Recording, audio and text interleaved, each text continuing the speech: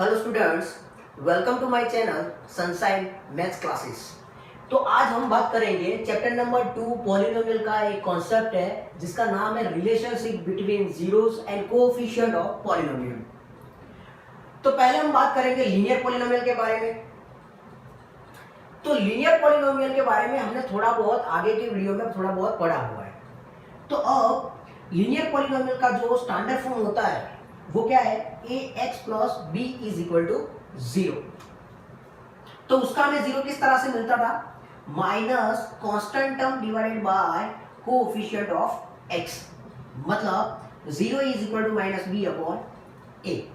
Suppose यहां पे हम एग्जांपल लेके ये चेक करते हैं कि उसके 0 और कोएफिशिएंट के बीच में क्या रिलेशन है।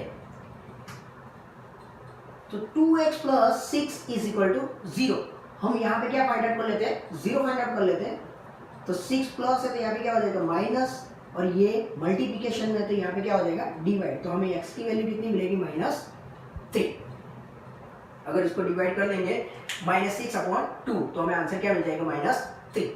हमें यही चेक करना है कि उसके 0 और कोएफिशिएंट के बीच में क्या रिलेशन है। इसका मतलब क्या हुआ कि -3 जो यहाँ पे हमें आंसर मिला है, क्या यही फॉर्मेट से वो आंसर क्या आता है या नहीं आता है।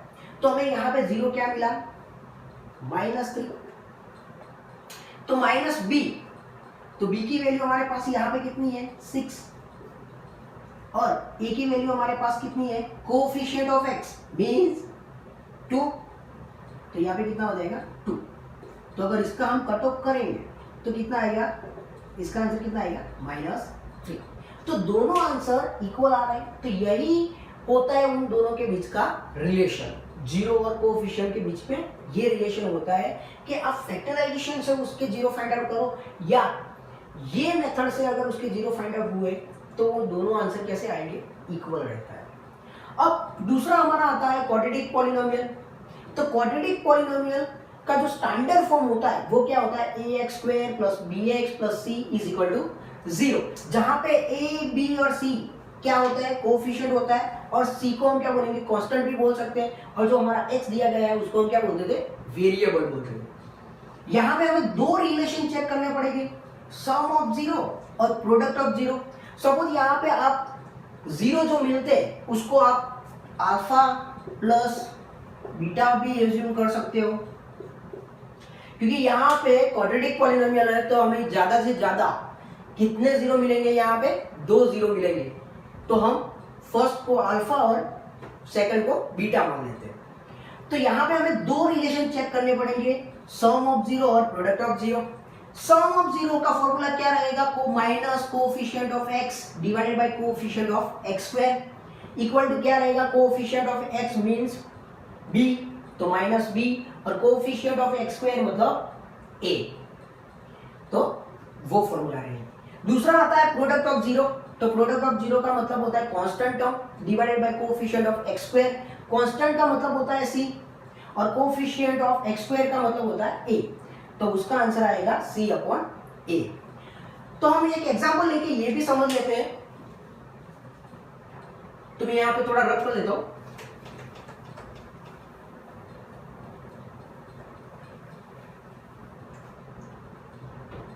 तो यहाँ पे एग्जांपल ले लेता हूं उसके लिए, x square plus 6x plus 8 is equal to 0। तो पहले हम उसके फैक्टराइजेशन मेथड से हम क्या कर लेते हैं, उसके 0 फाइंड आउट कर लेते हैं। तो हमें पता है क्वाड्रेटिक पॉलिनोमियल आता है तो हम स्प्लिटिंग टर्म मेथड का यूज करते थे उसके 0 फाइंड आउट करने के लिए, जो हम ऑलरेडी नए स्टैंडर्ड में सीख चुके हैं। तो यहाँ पे हम क्या करेंगे, इसका यहाँ पे जो a होता है तो a यहाँ पे क्या है, 1 है। तो a 1 और 8 का हम क्या करते थे, मल्टीप्लिकेशन करते थे, और जो हमें यहाँ पे आंसर मिलता था उसकी ऐसे फैक्टराइजेशन दो करते थे कि जिसका प्लस माइनस करने से हमें क्या मिलता था, b मिलता था। तो यहाँ पे b कितना है, 6 है। तो सपोज यहाँ पे 1 8 जा 8 होता है, और 8 के ऐसे फैक्टराइजेशन करना है कि हमें 6 मिले, तो 4 2 जा 8, और यहाँ पे प्लस की साइन है तो दोनों क्या आएगी, साइन प्लस आएगी, और उसके पीछे क्या रख देते हैं हम, वेरिएबल। तो अब 6 के हमें दो फैक्टर मिल गए 4x प्लस 2, तो यहाँ पे पुट कर देते हैं 6 की जगह पे, तो 4x plus 2x plus 8 is equal to 0। Pair बना दो, कॉमन निकाल देते हैं, तो यहाँ पे x कॉमन निकलेगा, x प्लस 4 और 2x plus 4 is equal to 0।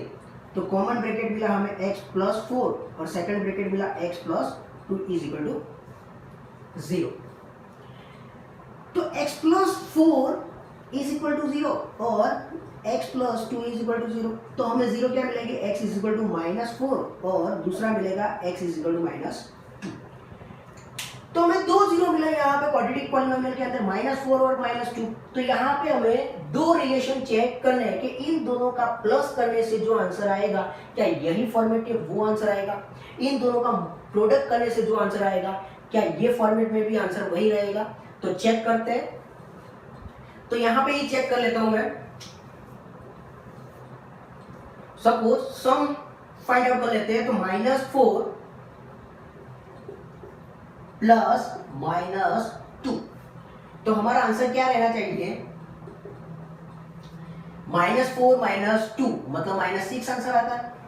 तो इसका मतलब क्या -b/a करने से भी आंसर क्या -6 आता है। तो चेक कर लेते हैं बेटा, तो माइनस बी की वैल्यू कितनी दी गई है यहाँ पे हम देख लेते हैं, यहाँ पे तो 6, तो -6/a की वैल्यू यहाँ पे कितनी दी गई है, कुछ भी नहीं है मतलब 1।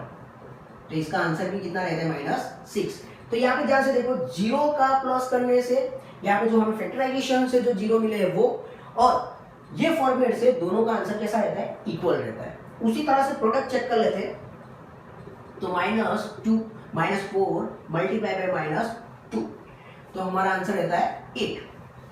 तो क्या यह फॉर्मेट करने से भी क्या आंसर वही आता है, वो चेक करते हैं। तो सी की वैल्यू हमें कितनी दी गई है, 8 है, और ए की वैल्यू कितनी की है 1, तो हमारा आंसर कितना आता है 8।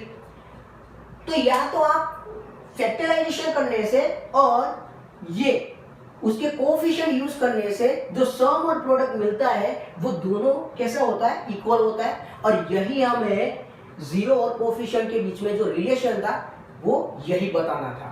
तो आई होप कि आपको ये सब क्लियर हो गया होगा। आज के वीडियो के लिए बस इतना ही, थैंक यू।